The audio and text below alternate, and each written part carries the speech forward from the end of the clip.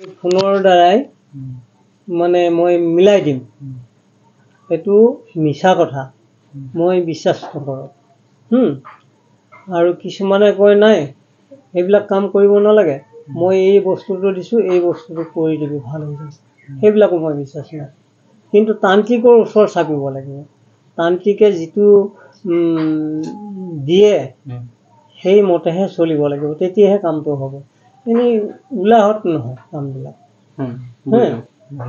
উলা মানে বুজি পাইছেনে? সেইটো মাৰিব লাগিব। উলাহত নহয়, বস্তুটো তান্ত্ৰিক যোনেই নহওক, তান্ত্ৰিকৰ ওচৰ চাপিলে তান্ত্ৰিকে কি বিধি দিয়ে, কি নিয়ম নীতি দিয়ে, সেইমতে চলিলেহে বস্তুবিলাক কাজ কৰিব। তো আপনারা দেখছেন এখন বর্তমানে আছি রাজা মায়াঙের সেই বিখ্যাত তান্ত্রিক, ওনার সঙ্গে আমরা আলাপ করছি। সে একই জায়গায়, সেম জায়গায়। আপনারা সবাই জানেন যে তন্ত্রমন্ত্রের জায়গা হচ্ছে মায়াং। মায়াং হচ্ছে একটা গ্রামের নাম, এটা শহর নয়। শহর থেকে 40 কিলোমিটার দূরে, গুয়াহাটি শহর থেকে 40-50 নাকি 40-50 কিলোমিটার দূরে অবস্থিত এই গ্রামটি। গ্রামটির নাম হচ্ছে রাজা মায়াং। যাই হোক, তো আমরা এখন ওই গুরুদেবের সঙ্গে আলোচনা করছি এই তন্ত্রমন্ত্র বিষয় নিয়ে।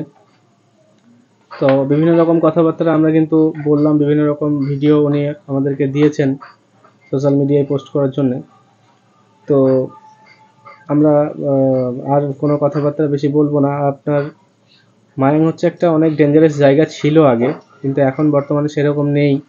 এখন এখানেও অনেক ঘরে ঘরে তান্ত্রিক, কিন্তু হচ্ছে সবাই করে না, অনেকেই অনেক কিছু জানে কিন্তু আর করা হয় না। তবে সব বাড়িতেই আছে, তাই তো কাকু? সব বাড়িতেই তান্ত্রিক আছে, কিন্তু কম বেশি কাজকর্ম করে কম। এই বাঘ শেয়াল এসবগুলো ভেলকি টেলকি মানুষ এখন দেখাই কম কলির যুগে, তাই তো? কিন্তু জানে সবাই সবকিছু জানে। তো কাকু যদি কিছু বলেন আর কি, যদি এই তন্ত্রমন্ত্র নিয়ে মায়াং সম্বন্ধে যদি কিছু বলতেন একটু।